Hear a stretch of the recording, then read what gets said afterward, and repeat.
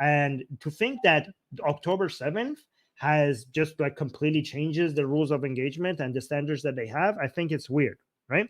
And okay, let me. So here's the thing.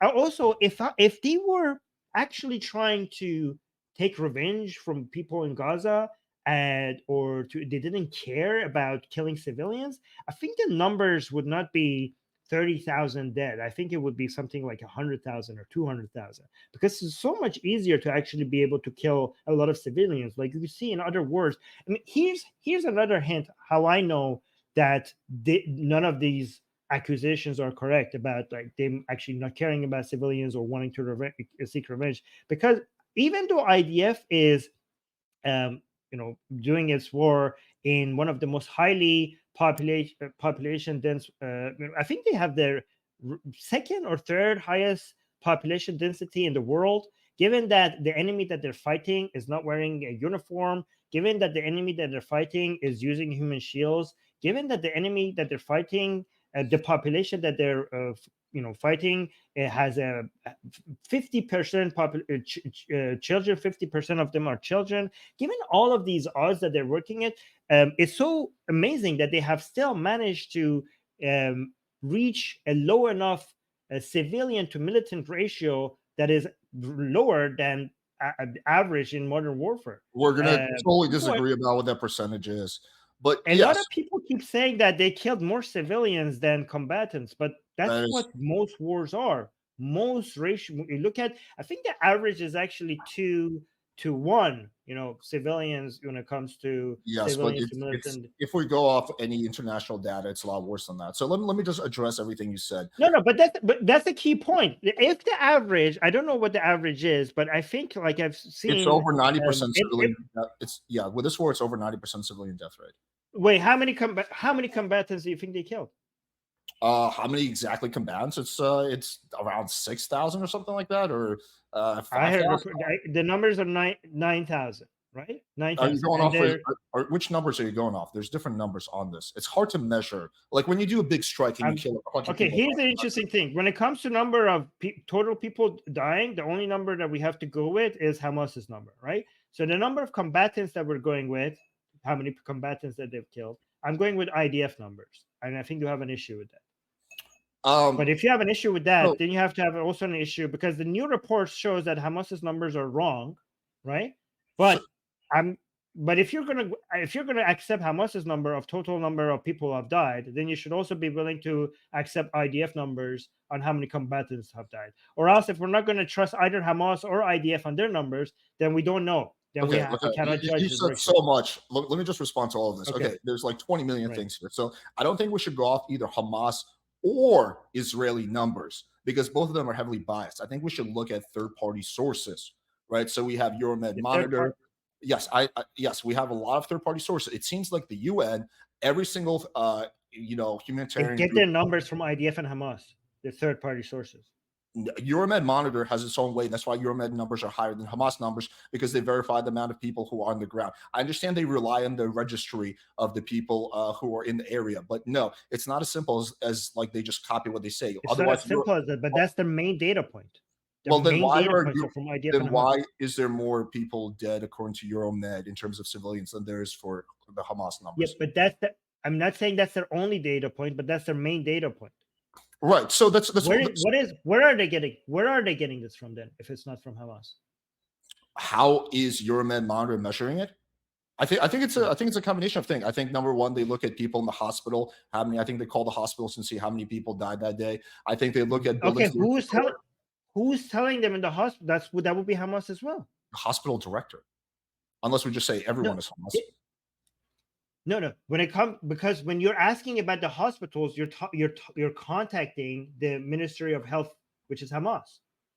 No, I think they're actually, like, as far as I understand, actually calling the hospitals, like each hospital individually, and seeing what the results are. That is not okay, but that's, we're kind of missing the larger. The reports that come out of these people. But so you're missing the larger point I'm trying to make. The point I'm making is let's just assume that they're just going off Hamas numbers. If the United Nations, if every single humanitarian group, Doctors Without Borders, Red Cross, is relying on that and thinks they're reliable, then I think I'm more likely to trust that than I am to trust the Israel numbers. Now, Yeah, but wait, dude, you gotta let me finish. You haven't let me. Dude, okay. You've said so much. Why are you so? You're saying you're trusting Hamas numbers, but you're not trusting IDF numbers. Is that what you're saying? I'm trusting United Nations. I'm trusting United Nations to verify the numbers. United Nations accept. So you say because United Nations accepts Hamas numbers, you also accept Hamas numbers. I accept the investigation that United Nations did. The United Nations does not. The United Nations, when they use Hamas numbers, they actually mention that this is according to them. They don't claim that they have verified it themselves. Euromed Monitor has hang on. Euromed Monitor has its own counter, which is different than whatever the Hamas number says. Number two, this is I think an important point that gets dismissed. If you look at historically, the Gazan Health Ministry, Hamas, whatever you want to call it, whenever they report on number of people dead, it's generally been pretty close. Like Operation Protective Edge, for example, the numbers. IDF numbers. Well, both numbers can be right since they say two totally different things. Are you saying both numbers? No, these are not contradictory. No. These are not contradictory things. Okay, so we have Hamas numbers on the total number of people who died. Okay, we have they also IDF say how many of those people the number of combatants. But wait, but IDF is giving the number of combatants that they have killed, right? No, but we can use these two numbers and figure out the ratio. No, those two things don't lie because Hamas is not only telling you the total number of people dead, they're also telling you how many of those were civilians, how many of those were women and children. And when you subtract the Hamas number from what Israel says in terms of combatants, you do not get what Hamas says is the innocent civilians. So you're going to trust Hamas on who was a militant and who wasn't? You're going to trust Israel? Like they're both untrustworthy sources. Okay, that's what I'm saying. If you are using Hamas numbers, please don't tell me that you don't accept IDF numbers. Either throw them both out, but don't. That is really biased. If you're saying like I'm trusting Hamas numbers, a terrorist group, but I'm not trusting numbers coming from a democratic country. Okay, with a whole bunch of checks and balances, with its own media that is always up its ass, trying to make sure that it with its own internal criticism, with all the checks and balances that exist. That doesn't carry any weight with me. Netanyahu's facing like 5 corruption charges right now, so I don't really care the fact it's a democratic country. Actually, that proves my point. Actually, that proves my point. You just proved my point. No, wait a second. I'm just gonna have to start talking over you. Like I don't want to do that, but like you've literally done most of the talking, and I have a whole bunch of things that I wrote down to your previous point, and I have rest. Okay, so just let me talk, and then after I'm done talking, you can talk. So we're talking about well, we should throw out we shouldn't trust the IDF, or we shouldn't trust Israel, we shouldn't try Hamas, right?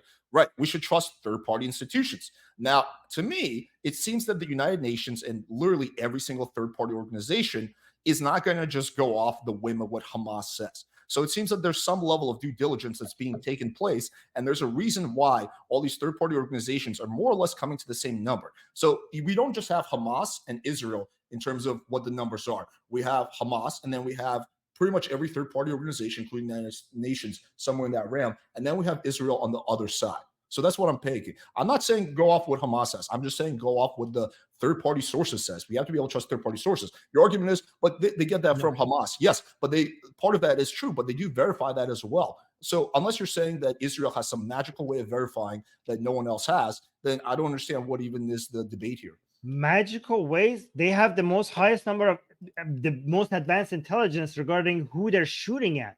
Okay. How do they calculate how many of those people are civilians?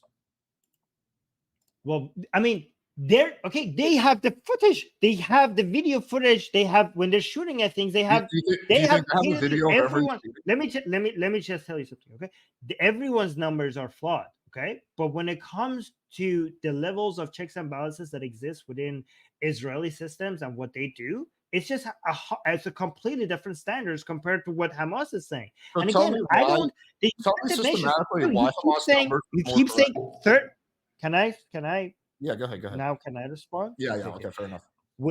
When you keep saying third party is not a magic thing that you could say that makes everything okay, right? It depends on the third party. And also, the United Nations itself has become a very, very biased source of information and claims when it comes to against Israel. Like there are so obvious. Okay, but here's the thing: I have reports that shows that Hamas-run Gaza Health Ministry admits to flaws in casualty data. There's definitely flaws in the casualty data. You don't even have to show me that. I know what the flaws are, or at least I know some of the flaws. There are definitely flaws. There's flaws in every single type of data gathering, but we're talking more about what is closer, right? I don't care about read this. Wait, but Can I I already read agree this? with you. But I agree with you. There's But it's flaws. huge. The numbers are so off. It's insane based on this new information that I'm having. Okay. Sure, if you But want to read can it, I go also ahead. respond to something that I said before? Sure, Because you but I said, would like to at some point respond to the stuff you said 20 minutes ago. But go ahead. Okay, go on. No, I will write it down so that you can respond to everything. I will not talk until you will tell me that I can talk. Okay. Well, we don't have to fucking make it weird. I'm just saying it'd just be better if we don't talk over each other. What I want. No, I'm trying. That's why I'm trying to not interrupt by having a notepad. Like, I'm not making it weird. I'm just trying to do my best. Okay. To not annoy All you. good. So I want to respond to what you said about Israel doing more than any other military. The results say the exact opposite. The civilian child death rate is insane. Now, you're going to disagree with me about those numbers, and that's fine. But we can also look at, if we just go off what the United Nations says, there was as much civilians died in this war as all of Russia-Ukraine war, and this war has lasted 6 months. Furthermore, if we just completely throw out, all the civilian death rate, the number of journalists that have died has also been through the roof compared to any other conflict of this size. So just journalists aside, I think journalists, we don't have to rely on Hamas. We can rely on the organizations that employ the journalists. So here are 3 examples, and I think we should at some point go through each one of these, of how Israel is not doing more than every other army. Number one, this is a very concrete example. We have Israel dropping 2,000-pound bombs in densely populated areas. America, during its height of its war on terror in Iraq and Afghanistan, never dropped more than 500-pound bombs in a densely populated area. So even America, and America's no angel, was saying, after when you go past 500-pound bombs, you're going to kill a lot of civilians. That's number two. That's number one. Number two, we have the Where's Daddy program. I don't know if you saw the reporting on that, but to sum it up for anyone who's not familiar, it seems that there was an AI program that the IDF was using, or probably is still using, where they would essentially, once they located the terrorist, they would wait until the terrorist was home with their family before they would drone strike them. So essentially, instead of killing them when they were by themselves, they were being killed with their family. And I can show you source for that. And number three, the most obvious, I think, is blocking humanitarian aid. I think that's pretty crystal clear. Now we can debate about how much aid they're letting in or how much aid they're not letting in, but there's some things we can clearly measure, like the fact that electricity has been largely cut off, with the exception of the South. That electricity could mean the difference between life and death for someone who has dialysis and conditions like that. We can talk about lack of clean water, and we can just talk about like food that, you have a lot of reports that essentially there's massive nutrient deficiency going on in Gaza right now, and that could be solved by allowing more of the food to get in. Now, I understand there's some issues with distribution and Hamas. I understand there's those issues, but it doesn't change the fact that there's some dipshit Israeli protesters who are blocking trucks from going in, and you have other issues with enough humanitarian aid getting in. This is not just something that like Palestine or Gaza is saying. This is something that even America, who's one of Israel's best fucking friends, gives them every single dollar they ask for. I was also said, like, hey, we need you to allow all the humanitarian aid in, and they seem to be not doing that.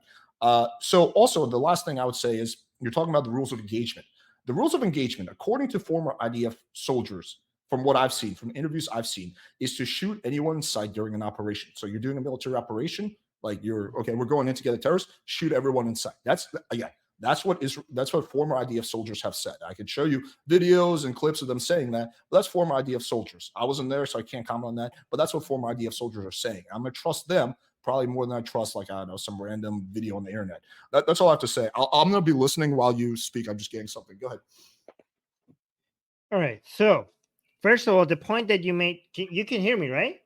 Yeah. I'm here. Okay. The point that you made regarding Netanyahu, you're not going to trust a country with a prime minister that has is criminal being charged for his, for corruption and stuff. That actually is a point in my favor, that Israel is such a country that the prime minister could get in trouble for being corrupt in such a way. So the fact that this actually shows that Israel is a country with checks and balances. Israel is a country with an Arab judge on the Supreme Court can send a former prime minister to prison, and you can see that that's something that has happened. So this is a country with checks and balances, right? With regards to the number of civilians and the number of journalists, again, the total number does not show that Israel is not doing what it's required to do to reduce civilian casualties. You have to look at the actions, because given this place that this war is happening, given the situation, given the high level of population density, given that the enemy that you're working with, the nature of the enemy that you have, the enemy that doesn't wear uniforms, sometimes it wears journalist uniforms, sometimes it wears doctors uniforms, given that that's your enemy, it's Hamas that is responsible for a high number of civilian casualties. It's Hamas that is responsible for journalists or healthcare professionals in Gaza dying.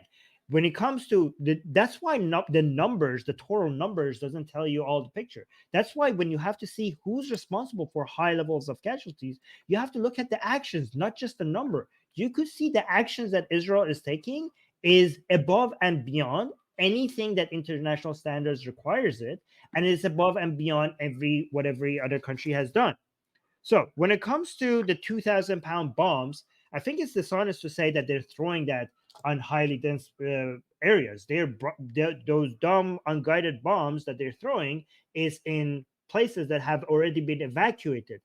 You could criticize Israel because for the purpose of flattening areas. So you could be like, okay, flattening these areas, that's something I have a problem with. But it's not with the purpose of having the highest civilian casualties. You have to understand that the number of bombs that they're throwing is relative to the number of people who are dying. This is Israel must have the weakest army in the world to be able to get this low levels of casualties with this many bombs. Like last time I checked, they threw, I don't know, more than 12,000 bombs, I think. And with 12,000 bombs, being able to get 30,000 people killed, that is insane. If their goal was actually to kill highest number of people, that is insane to be able to.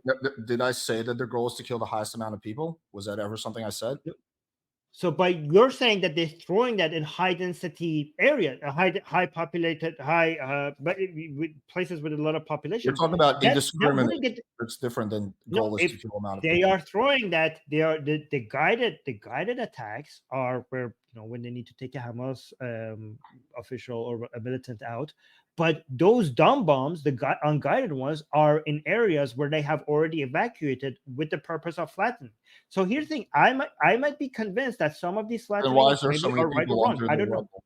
Why is there so many people trapped under the rubble? Why would there be so many people trapped? Because they haven't evacuated. Because they either have been brainwashed or convinced or pressured by Hamas not to evacuate those areas. When it comes to the IDF side, they have done everything that they could to try to get those areas evacuated. With that, regards to that AI report, that sounds insane. If that was true, I mean, why? Like, this is like cartoonishly evil stuff. To even imagine that IDF would do something, this shows that we are living in two different worlds. To even think that it's possible for IDF to that is insanely cartoonish. Armies commit war crimes all the time. You could say that about the American army, but and Abu Ghraib. Yeah, fucking using AI to make sure that they get the family as okay. So yes, you're acting. Hang on, I'm going to link you the article. We'll go through it. You're acting like I'm the one that proposed this theory. This theory wasn't proposed by me. There was a news media organization that covered it. Okay, so just really quickly to respond to it, you're talking about checks and balances in Yahoo. There's a big difference. I haven't finished though. I waited very patiently. Oh fuck! Okay, I don't know if we should try to narrow it down on some points because I feel like we're just talking. Okay, but I was very good at making sure. I'll do it very quick, right? Go ahead, sure. I'm just gonna turn the AC on. Okay. Wait. Yeah, so when it comes to blocking aid and blocking water and blocking food, I think I've looked into those allegations. The reason why we're not getting enough food to people in Gaza, enough aid, enough water, it's because it's war. It's because it's war. It's not because Israel is not doing its duty to make sure that, they have to check these things. The process is complicated. Sometimes they have to send the trucks back.